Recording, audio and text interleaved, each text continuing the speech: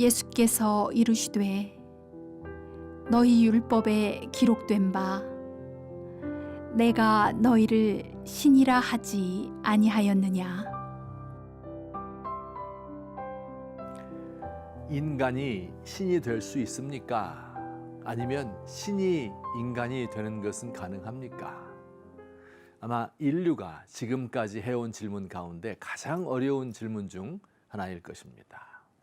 대다수 종교에서는 신이 인간이 되며 인간이 신 되는 것은 불가능하다고 주장합니다. 신은 영이고 인간은 육체이며 신은 보이지 않고 인간은 보이고 만질 수 있습니다. 신은 변하지 않는데 인간은 변화무쌍하고 신은 무한한데 인간은 유한합니다. 신은 모든 것을 초월하여 계시지만 인간은 연약한 육신을 입고 삽니다. 신은 죄를 짓지 않지만 인간은 죄를 짓고 실수를 합니다. 그런데 예수님은 이런 말씀을 하셨습니다. 너희 율법에 기록된 바 내가 너희를 신이라 하지 아니하였느냐. 하나님께서 인간을 신이라고 불렀다는 것입니다. 놀라운 말씀이지요. 인간이 신이 되다니요.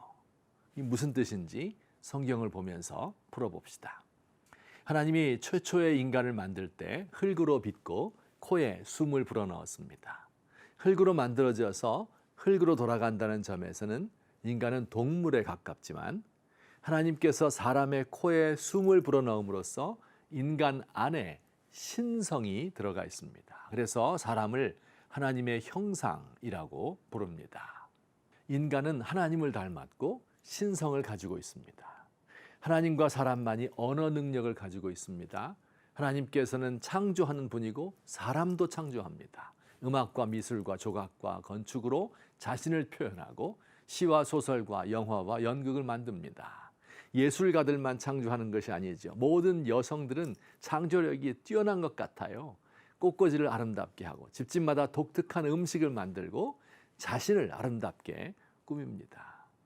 무엇보다 중요한 것은 하나님과 사람만이 인격적인 관계를 맺는 존재라는 사실입니다. 성부, 성자, 성령 간의 깊은 관계를 하나님께서 가지고 있는 것처럼 인간도 하나님을 닮아서 관계를 맺고 싶어 합니다. 연인들이 서로의 눈을 지그시 바라볼 때 삶의 충만함이 있습니다. 자식 입에 밥숟가락 들어가는 것을 바라보면서 아무리 고생스러워도 부모는 삶의 보람을 느낍니다. 유대인 속담에 신이 모든 곳에 있을 수 없어서 엄마를 만들었다고 합니다.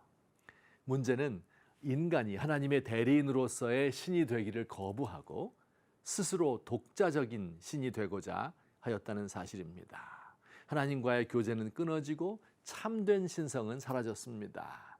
하나님은 당신의 아들 예수 그리스도를 이 땅에 보내어 하나님이 어떤 분이며 하나님을 닮은 진정한 인간이 어떤지를 보여주고자 하셨습니다.